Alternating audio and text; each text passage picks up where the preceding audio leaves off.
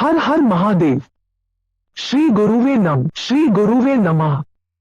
साधना के रहस्य तंत्र का विषय बहुत विस्तृत और शिवमय में परिपूर्ण रहा है, इसलिए तंत्र शास्त्र को सहज रूप में साधारण बुद्धि के साथ साथ वह पूर्ण रूप से समझ पाना हर किसी के लिए संभव कभी नहीं रहा है।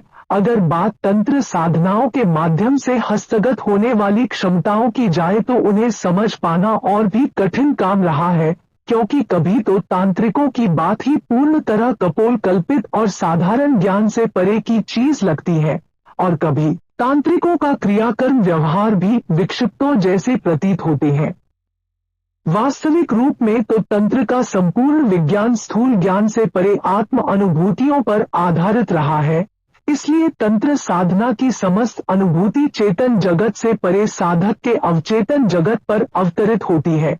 तंत्र साधना के लिए मध्यम तो साधक का स्थूल शरीर ही बनता है, लेकिन साधना की दिव्य अनुभूतियां सूक्ष्म शरीर के माध्यम से अवतरित होती है। यह बात तो हमें ठीक से समझ लेनी चाहिए कि सूक्ष्म शरीर की तथा आत्मिक शरीर की अनुभूतियां स्थूल शरीर की अनुभूतियों से बहुत भिन्न रूप से रहती है।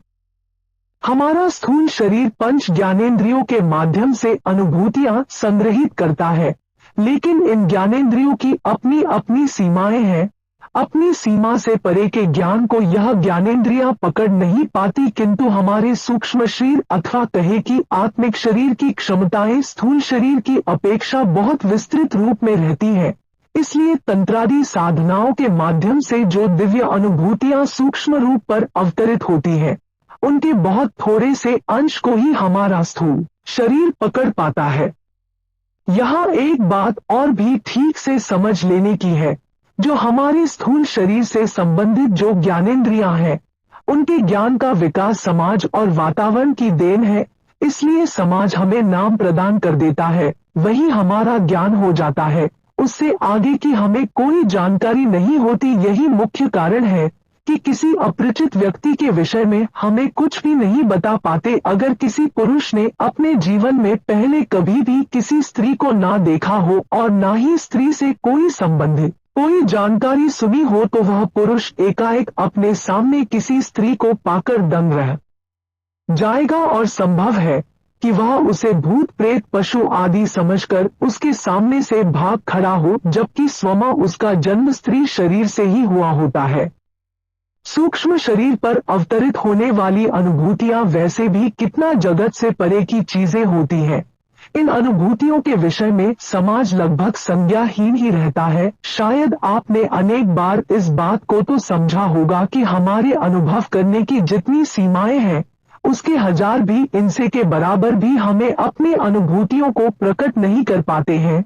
हम अपनी अपचेतना के द्वारा अपने सूक्ष्म शरीर पर जितना अनुभव कर पाते हैं, उसके हजारवें अंश के बराबर भी सोच विचार नहीं कर पाते। इसी प्रकार हम इतना कुछ सोच विचार कर पाते हैं जितनी कल्पना एवं विचारों को अपने मन में जन्म दे पाते हैं, उनके हजार में अंश के बराबर भी हम उन्हें शब्दों के रूप में प्रकट नहीं कर पाते। अपनी भावनाओं अपनी अनुभूतियों को लिखने का सामर्थ्य हमारे सोचने विचारने की क्षमताओं के मुकाबले हजारवें अंश के बराबर भी नहीं होती। इसलिए कोई व्यक्ति अपने अंतर सिर्फ उठने वाले विचारों को थोड़ा अधिक अंश में पकड़कर उन्हें बोलकर या लिखकर प्रकट करने की सामर्थ्य प्राप्त कर लेता है, और वही व्यक्ति समाज में सबसे अलग प्रतीत होने लग जाता है। फिर वह महान विचारक, महान लेखक, महान कवि, एक अद्भुत विद्वान के रूप में मान्यता प्राप्त कर लेता है। उसकी थोड़ी सी अधिक स्थूल अक्षमता और सामान्य पुरुष से विशेष पुरुष अथवा महापुरुष बना देती है। लगभग यही बात तांत्रिक साधना और उनके माध्यमों से उत्पन्न होने वाली क्षमताओं के विषय में भी कही जा सकती है। तांत्रिक साधना और तांत्रिक अनुष्ठानों से जो क्षमताएं उत्पन्न होती है, उनकी दिव्य अनुभूति चेतना से परे रहने वाले सूक्ष्म शरीर पर उतरती है, किंतु उन तांत्रिक अनुष्ठानों को संपन्न करने का एक मुख्य आधार साधक का स्थूल शरीर है और बाह्य चेतना ही बनती है।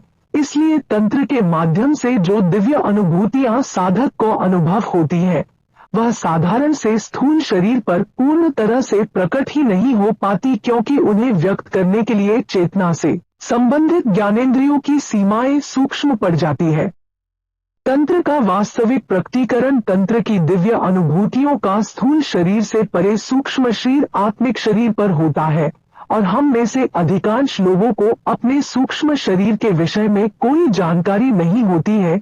इसलिए बिना तंत्र की वास्तविक अनुभूति से गुजरे हम में से अधिकतर लोग तांत्रिक साधनाओं के वास्तविक स्वरूप और उनकी क्षमताओं को समझने में पूर्णतः असमर्थ रहते हैं। हमें एक बात और भी समझ लेनी चाहिए कि हमारे स्थूल शरीर की सीमाएं भौतिक जगत तक ही सीमित रहती है, जबकि हमारे सूक्ष्म शरीर और आत्मिक शरीर का संबंध स्थूल जगत से लेकर अभौतिक जगत तक के साथ रहता है। इस भौतिक जगत की सूक्ष्म झांकी हम में से बहुत कम लोगों को कभी कभार दिखाई पड़ती है।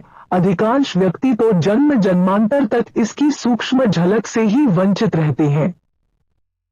भौतिक सत्ता का यह जगत जिसे भौतिक जगत में हम रहते हैं, उसकी तुलना में सैकड़ों गुना विस्तृत है, पर हम में से अधिकतर लोग जीवन भर बाह्य चेतना के तल पर जीते हैं।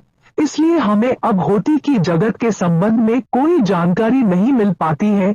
इसी अभौतिक जगत में मैं प्रवेश का मार्ग तंत्र साधनाएं ही उपलब्ध कराती है, और हमारी बाह्य चेतना हमें स्थूल शरीर और भौतिक जगत तक ही बांधे रखती है। अगर यह वीडियो आपको अच्छी लगी हो तो चैनल को लाइक व सब्सक्राइबर्स करें। धन्यवाद।